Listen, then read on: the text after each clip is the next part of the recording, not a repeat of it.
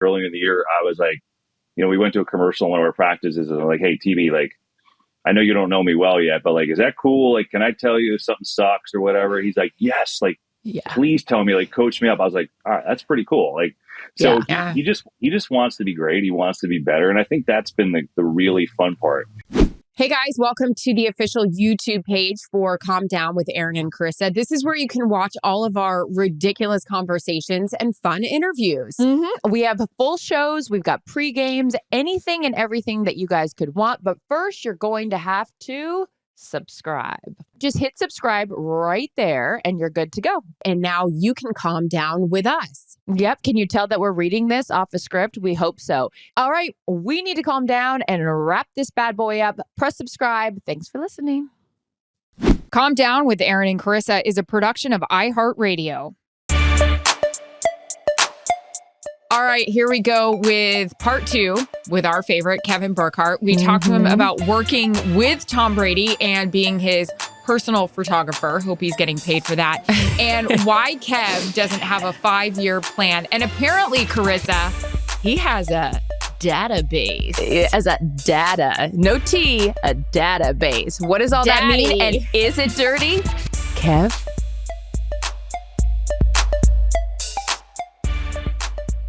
Is there, probably a game-winning, obviously, play touchdown. Is there a certain scenario you dream about calling, you live for, you love when that moment happens in a game? Is there a certain thing that you're like?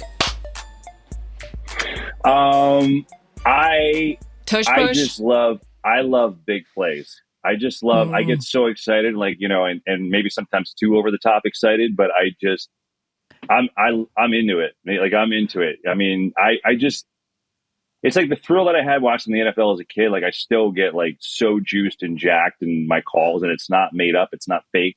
So I just, cool. Give me a good 45-yard pass deep down the field. I'm all about it. And I probably go a little bit too nuts, but that's kind of my style. That's the way I've always been. You don't. There's, so many, like when you, growing up, right? We all wanted to do our respective jobs from the time we were little kids, right? We all, I know, have shared this sentiment of how grateful we feel because it came to fruition.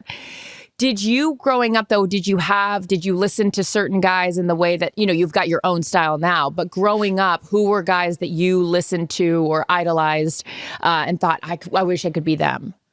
Yeah, I think there was a lot. We love football in our house, so like, it was definitely Summerall and Madden. We're so big, and there was a lot of different local guys in New York who I grew up by, like a lot of like the Mets guys, like Bob Murphy and Gary Cohen, who's still there and does an amazing job. And so I wouldn't say there's anybody that I copied. I just tried to listen. Like I was so terrible at playing sports, but I loved it, and so I always like just took notice of the announcers and what their styles were and how they did it. And, when I got this job, I talk way more than Pat Summerall does, but I always try to think like, okay, like in a big moment, what would Pat do? Like, how would he handle a moment like that, just to try and like take a breath and, be regal and be big enough for the game, if that makes any sense. So I wouldn't say that I copied off anyone. I would say there's just like little bits and pieces that I have taken, like, I think like, just growing up listening to Al Michaels, like some of the cadence of how he kind of smooths in and out of calls. I think subconsciously I'll do that. And that's, cause he's obviously amazing. So just like little things like that of just looking up to people, respecting people, obviously watching Joe for all these years and how amazing he is and still is, obviously. So just, I'd like to think that I kind of crafted my own way from all those little tidbits. I never like was saying, when I was growing up, everybody wanted to be Chris Berman, who rightfully so, right? No one was bigger tthan Boomer, but like, I always tried to be like, okay, Boomer's awesome, but like, maybe I could learn from this and try to piece it together. So I think there's probably a little bit of a lot of people in the way I do it. Cute. I think what a lot of people don't understand about your job, and I've written 17 questions for you, is that loves a pen. Oh yeah, Loves so much. Loves. But we call her affectionately on this podcast Nosy Rosie with her legal pad and her pen. She's always jotting notes down. Nosy Rosie's on the case. I am, but I just. By the way, Erin, did you get this one yet? Just got this in the mail today. I feel good about it. I'm excited. That gives me the shakes. No, I got the media making guide. note cards off that. But I'm like, is any of this current? I should probably. It's from 2019. Oops. Carissa, we have article. a couple. I'm like, this is a really great article. It was the last Super Bowl Kevin called, Carissa, not the new one. Carissa, updates for San Francisco this weekend. They're hurt and they canceled joint practices. We'll have more after the break with Carissa and Julian. Okay, great. That's all the time Julie and I will have for our pregame. So that sounds Kevin? Great. Okay, wait. So you've had to. Why? Oh, that is the best one ever. It's the best one. I'm going to derail Erin's her questions for 1 second because one of the funniest things Erin brought to my attention was me doing these fucking in-game updates and my late night. Wait till we tell Brady about him. That's gonna be good. My late night voice that I didn't realize I was doing, but once she called attention to it. For anyone that doesn't know what I'm talking about, I do these in-game updates of highlights. So they'll toss to me in the studio from wherever they're at. And Kev, and Greg at the time, Tom doesn't know who I am. It's fine. But they'll throw it to me. They'll throw it to me. And they're always so generous whenever they throw it. And there was like fun banter back and forth. Okay, whatever. But I had a voice that Erin pointed out that was like sensual. I didn't realize I was doing it. So then I tried to go the complete other end of it the next time I did a highlight. And I was like, oh my God, okay, so I'm doing that. Like I tried to sound like, I don't know, like a 12-year-old girl that was Kevin? Like anything but sensual and threw it back to Kevin like, Kevin? And then that became a joke. So anyways, the in-game updates are a highlight of my Sunday. It was like Taylor Heineke hits Terry McLaurin and it's 14-0 Commanders. Kevin, take it away. Like, whoa. I forgot where I was for a second. Like, hang on. And then after, of course, that was brought to the attention on this podcast, the next week it was like, here's Taylor Heineke finds Terry McLaurin. It's 14-0 Commanders. I was like, is there like a happy medium in there for the and of course the best part is like now I give it right the best part is I give it right back to you and we just have so much I'm so depressed like when something happens or like you get it back and a play's already in motion that I can't have a comment or like just a little subtle like inside joke back to you. I get so bummed when I can't do that. It's the best. God. Anyways, that just also shows what a professional you are to go back and forth between the two personalities. I have multiple personalities. It depends on which one's coming out that Sunday. Anyways, Erin, back to the originally scheduled program. What question do you have? Okay. Well, I just wanted to know, I mean, you brought a couple of great guys in and out of the booth, Lynchy Babes, John Lynch, and Greg Olson. You've literally had to be their baba, their mentor, their teacher up there. Give me something you've learned from both Lynchy and Greg. Well, from John, I mean, a lot from both of them, first of all. But I mean, in terms of just learning, I think it's always about learning like the style, right? And so obviously I've learned a ton of football from both of them because they're both amazing and personable. But I think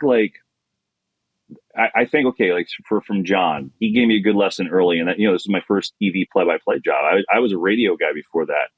And early he's like, KB, he's like, do me a favor. Like when it's like a key spot, don't ask me a question to paint me into a corner because I might want to go in a different direction. And I was like, okay, great to know. Like I didn't know that. So you're thinking, John, like, what does he call here? What play call does he call here? And it's like, could be the worst possible thing because he's thinking about like something else and now he can't say that. So it was a great lesson. Like I took that into everything like on TV and I never do that anymore with that particular thing. So like little things like that, just like on their style. And with Greg, I think the biggest thing I could say about Greg is carry a brush. I know I have to fix his tie at some point during the game before we go on camera. That's a fact. There was never a game where there's not like usually it's like halftime. I'll just kind of reach over and give you a little this and I'll just take a swipe of the hair. Oh, what a good teammate you like are. That. He's a mess. We're like brothers. But like, so sweet. The thing is, he's just what I love about him, like doing games, is we'll get in like those key moments. And let's say like 2-minute warning, whatever, and it's a close game. and I see him. He's kind of like frothing at the mouth. He's like ready. He's got so much to say. And he's like, so he'll grab me on the shoulder, like, with his big paws. His paw. And he's like, KB, he's like, we got to talk about it. I was like, I got you, bud. I got you. I know exactly what you want to do. And so like we get back, and as soon as I can, I would just like set him up as quick as possible because he was so excited to break it down. And he broke those moments down so amazing. But it was cool. It was almost like a little kid, like the Christmas present is right there, but don't touch it. Don't touch it until like Santa says. And then it's like, okay, you can open it. It's like, boom, and go and open it. And like he'd say something brilliant about what's to come. So like those are like the two examples of how like different analysts can operate a little differently. Yeah. Explain if you can, because there's so many people, the majority, 99.9% of people will never know what it's like to be in a booth during a game, calling a game, even just being there as a spectator, but let alone calling a game.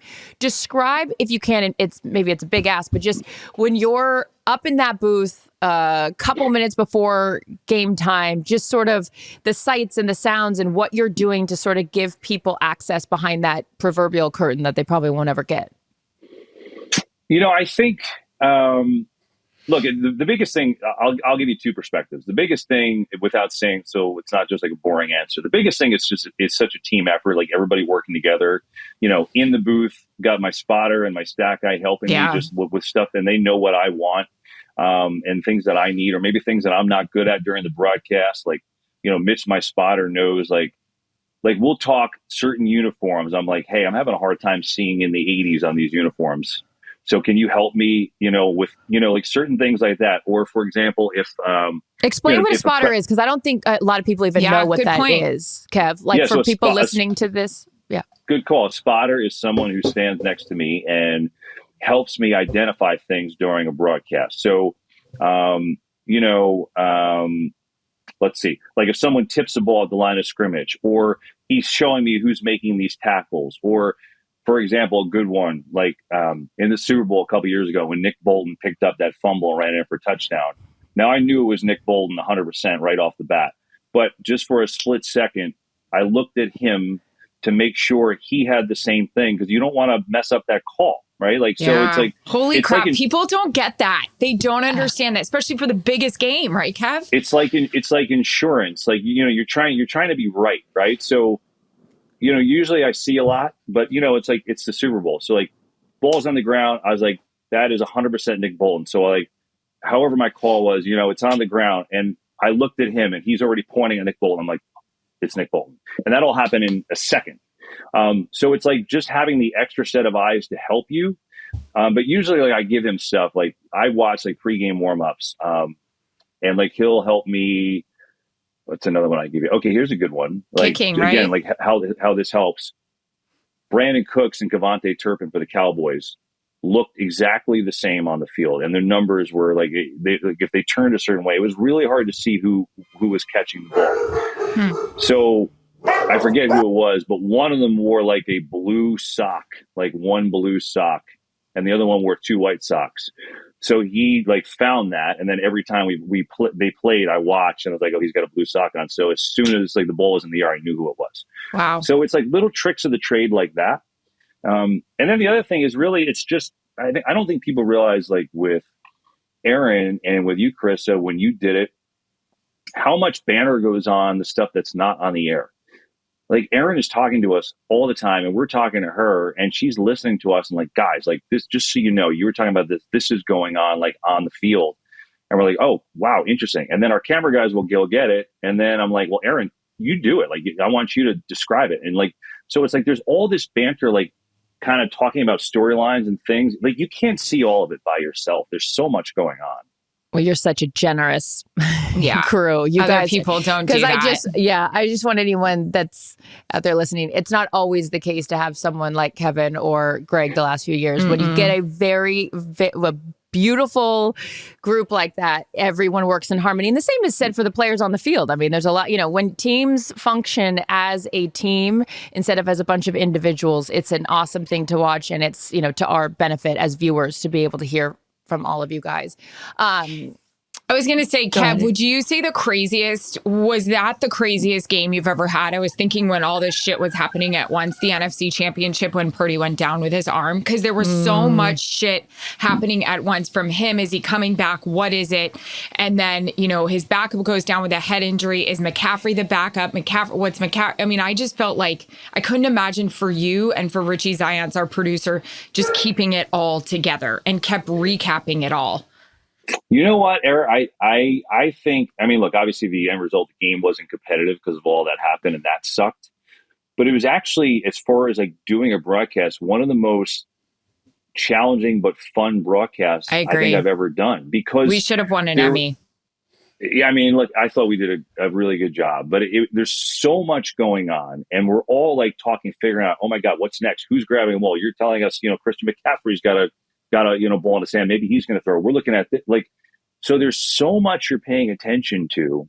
And it's like, it was kind of cool and prideful following all that and being on top of it. Like, what is going to possibly happen next? So yeah, that was definitely up there for like a different kind of crazy, but in a way it was challenging and fun to kind of be on top of that. Cause like, we're just like everybody else. We don't know what the hell is going on. We're just trying to figure out what these teams are doing. So the game, like the result wasn't great, but the actual, all the stuff that happened was wild to chase. So I agree with you there.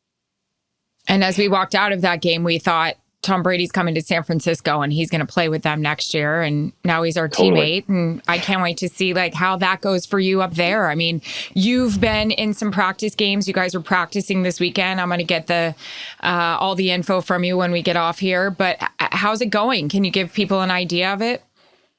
It's going really well. Like, we've done a lot of work this year, and I think the cool thing is so much of this is just building chemistry, right?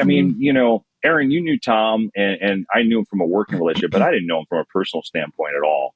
And so getting to know who he is off the field and what makes him tick and things like that is just as important to develop a chemistry in the booth, really. Like, that's how it works. Mm-hmm. And so to me, that's been a really cool, rewarding process. The other thing that's been really, really cool is he's, it's amazing for, what he is, which is the greatest to ever do it. And then he's been so receptive to just coaching. Like, there's times I'm like, TB, this was awesome, but like, can't do that. And, and then I'm like, who am I? Like, did you get Tom Brady? I was going to say, well, how long did it take you to jump in and be like that? Because a lot of people, you wouldn't be this because of your relationship, but a lot of people would have trepidation about critiquing someone, in that position. It's like, oh, I don't want to do that. But I guess it sounds like you're like, you have to. If you guys want to be great together, you have to coach. Yeah, and that's just the way I am. And then, this was a point, so early, like, I don't know, whenever this was, earlier in the year, I was like, we went to a commercial in one of our practices, and I'm like, hey, TB, like, I know you don't know me well yet, but like, is that cool? Like, can I tell you if something sucks or whatever? He's like, yes, like, please tell me, like, coach me up. I was like, all right, that's pretty cool. Like, so he just wants to be great. He wants to be better. And I think that's been the really fun part. I tell you one other thing I learned, Erin, you'll see this this week. Going to the field, it's going to require an extra 3 hours. It is like a circus. Just going down, like we were in LA doing a practice game, and it was like, it took us 40 minutes just to get down like the elevator to the corner of the end zone. And then it was like, I had to take a selfie of he and Micah Parsons and Trayvon Diggs on the middle. It's wild. That is awesome. What a selfie. Oh my God. Oh, yeah. Not a selfie. I had to take a picture, but like, they came, like, Micah came over and said, hey, can you take a picture? And that's cool. Yeah. What are players' reactions? So, you were just at the Rams Cowboys. What are guys doing? Because I remember Dak had said to me when it was announced, he was like, this is going to be cool to be on a call with him. What did you notice? Yeah, we did. Honestly, it was so many people that, just wanted to say hello and be a part of it. And, we spent a lot of time with the Jones family, which was cool. And just walking around, different coaches and some people that Tom had been with on the Rams staff in New England. And we didn't actually get to talk to the quarterbacks because it was like 1:15 and the game was 1:30. I was like, Tom, we gotta go upstairs, So that is definitely a learning experience. We're going to take little more time to go down the field earlier and just, but he actually enjoyed it. I was like, was that cool? He's like, yeah. He's like, it was really, really cool. So I think that's going to be fun there on game day. It's just walking around with him and players want to talk to him and give him some information. So I think that's going to be a cool experience. That's so cool about That's Micah and so fun. Trayvon. That's great. Erin, what is your favorite thing about working with Kevin? My work husband, he is never in, even if he's rattled about something like you mentioned before, you don't see it. A lot of people, don't realize this, and this is about our relationship. He's so great in terms of listening to everything I have. But I also, like Greg said when he was on, I second guess myself about maybe what the first thing I should focus on in a story. And Kevin will listen to all of my ideas and then say, you know what, that's great, but what do you think about doing it this way? And you have this, and I'll just be like, oh my God, that's so, yeah, that's great. And I'll text him in the middle of the night or ask him if I could go over it when we're doing our little walk around the field. Sounds like this year we won't have time with all the pictures we're going to be taking for Tom.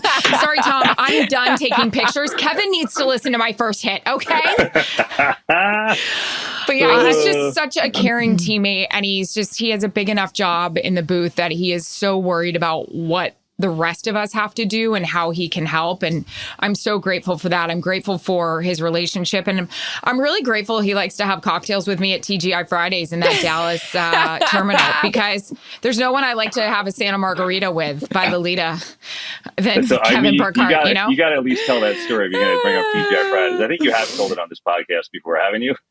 Oh yeah, we showed up. It was Christmas time, right? Yeah, it was like, was it Christmas Eve? I don't even know. It was right around. I want your vantage point from this story. So you set up the story, and then let's get Kevin's interpretation of what happened. Was this the rude guy? Was this the guy that was... that was Christmas Eve. Yeah, that was Christmas Eve. Else. This was just, I think this was around Christmas time. But listen, one really cool thing, we all hate traveling. It's a pain in the ass. But the cool thing about our group, our LA group, we are so tight.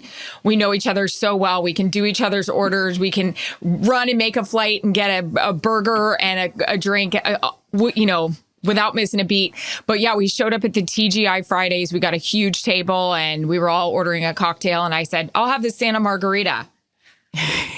Kev goes. And I'm looking at the menu trying to figure out what I want. I was like, is that a Christmas wine? Drake? It was so good. So cute. Well, I love it. Oh, yeah. Kev, you've done so much in your career, clearly, and it's really just getting started when you think about all of the incredible stuff that you have in front of you. Looking back with baseball and football, obviously, so different. I've worked in both myself, and I would always go back and do baseball because it was the first sport that I got to cover. It was my first on-air job, was working for the Rockies, but it's so different. 162, 63 games, and then it's like, and then the postseason, it's like, that is such a different grind. The football's a grind, but condensed and much different. How would you describe your experience in baseball? Because you spent 7 years, right, with the Mets? Were you with them for 7 years? I did 8 years there, and it's exhausting. It's quite honestly, when you're doing a team and you're doing every game, it's fun. It's great. I wouldn't trade that time, but it is exhausting. Like it's just, there's nowhere. Let's put it this way. And I know your time with Colorado when you were there, like you saw it firsthand too, right? But I am amazed. Like there were days I didn't even want to get out of bed and I'm just talking for a living. Like I'm amazed that like getting back from a trip at 4 a.m. and then you drive home and then you have a night game that night at home. I'm like, how are these guys playing and functioning? Like it's amazing what they do and how they keep their bodies in shape to play that every day. Like I'm floored, like going through that with them and seeing how they do it. Such a good point. I always said I wanted to be a starting pitcher because I know I'm working every 5 days. These guys that are every single day players, I'm all, oh, hell no. Like to your point, like, or having to play double headers or things like that because of rescheduling and all that. I have the utmost respect for baseball players and for people that we know that work, still on that grind. Best piece of advice that, or let me rephrase that. What's the best question that someone coming up in the business has asked you that you're like, oh, that's very insightful to ask a question like that? I get a lot of them. I would say this. This is me. Everybody is a little different, but I always tell, whether it's college kids or high school kids or whatever, I feel like, especially today, so many people are like, okay, in 5 years, I got to be calling, the Super Bowl, the World Series, or the NBA Finals, or whatever. And, in 10 years, I got to be here. And I'm like, why do you do that to yourself? Because to me, and I know some people do it, and it works for them. But to me, like, that just sets you up for failure, because then in 5 years, if you're not doing exactly that, are you a failure? Like, did you fail yourself? I always tell, like, so people will ask, what's my goal? Where should I be in 5 years? I'm like, you should be hopefully enjoying what you're doing and hopefully getting better at your craft and hopefully climbing up the ladder. Like, that's it. Because I just don't know, like, how you live up to that if you're not exactly where you think you're supposed to be in 5. I mean, I have no idea where I'm going to be in 5 years. I mean, I hope I'm doing the same thing. I love what I'm doing right now, and I'm so happy and I'm fortunate to be doing what I'm right now. But I just never liked that, where do you want to be in 5 years or 10 years question. I think it puts you into a box, and I think it's hard to get out of that. So when I get that question a lot, I say I would nix that thought and just work on being the best of you and get better. But again, I know people like that. I don't. Yeah. How much anxiety do you get if you don't get through your articles by like noon or 1? Same. Explain for people that don't know what that means. Like your packet of articles that you guys get. So we get like we get a thing called Sports Scan. It's like a packet of articles, and we're obviously Googling stuff and reading articles all over the place anyway. And I have my own database that I save stuff throughout the year. Database. Like oh my god! Oh my god! Now you're talking so dirty. Oh yeah, I mean, listen, it's not anything great. It's like I started on like in television back in the day. It's got a whole thing. But, Rachel's like, "Where's Dad? He's downstairs in the basement with his database." Right. Yeah, his database. There's like the giant IBM machine with the big tape reels running behind me as I do it. No, I'm kidding. Punching what number. was the question? Yeah, Kevin? Santa Margarita. Yeah, the Santa Margarita. Well, your articles. How much anxiety you get if you don't get through your articles? But I want to make sure because we have a lot of different listeners. Right, so they we get might not these know what clips, that means. And they're like it's a scan, and it depends on the teams that we have. But like, let's say we're doing Dallas Philly. It might be 80 pages of article, right? Like it's like an 80-page thing to read through all the articles written about those two teams. And so usually I get my morning coffee and I try to get on that. Like I feel like I have an anxious thing if I don't finish it. Same. And then there are days, as you know, like stuff comes up, you're doing other stuff. Maybe you got to run out. Maybe life gets in the way. And then it's like I had dinner and I'm done with dinner. And I'm like, I'm only on page 40 of Sports Scan. I got to go back. What do I do? And I have to finish it like that night. Otherwise, it's like it's dead to me. If I don't finish Sports Scan that night, it's gone. It never existed. It's weird.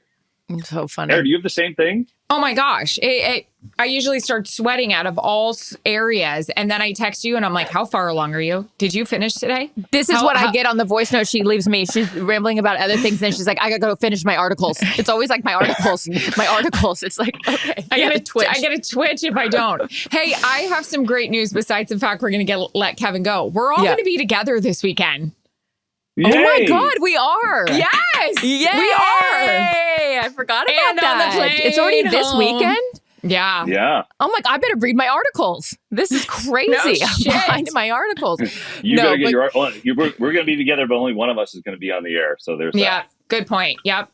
Then I better get my clip-in extensions ready. Kev, in short, and in closing, I just hope you know how much you are respected, not only by people that have never met you and listened to you, but first and foremost by two people that love you and consider you family. And Erin, as she's affectionately referred to you multiple times in front of your wife as your work wife. We love you so much. And thank you for being the absolute best. Seriously. Love you both. An honor to be on the pod as a loyal fan and listener, and you're the best. I love we were you on both. Our best behavior for you because we respect you. Yeah. Did you go ahead? No, go. Save the non-best for Saturday night. Anyway. Oh yeah. Did you go high angle with Micah? Interesting. I'm really worried. I'm worried about that photo you took. Was it high angle? Did you do multiple horizontal and vertical? I did multiple, but I got to be honest. I usually only think high angle when Rachel's involved because otherwise she'll get on me. This was I'm looking right now. You took the picture? It was a straight on, like, show us a picture. Yeah, wait. Oh my God. Wait, this is great. You took the picture with your phone. What's Tom doing? Tom, does he know he's taking a picture? That particular pose was not good. Let's find... Who's the guy in the hat? That's a little better one. There you Is go. that Dion? What's going on? What's Emmett Smith doing there? I'm not sure who Hat Man is, to be honest. I didn't know. At that point, it was 1:16, and we were rehearsing in 7 minutes. So I was trying to get him off the field. It won't be a big deal at all when we do a Patriots game, huh? Tom, enough. Oh, my God. Can you imagine? No, well, we're going to have to imagine. We might have to get there at 4 a.m. Oh, God. Just set up your Cameo booth right there. $1. Everyone in.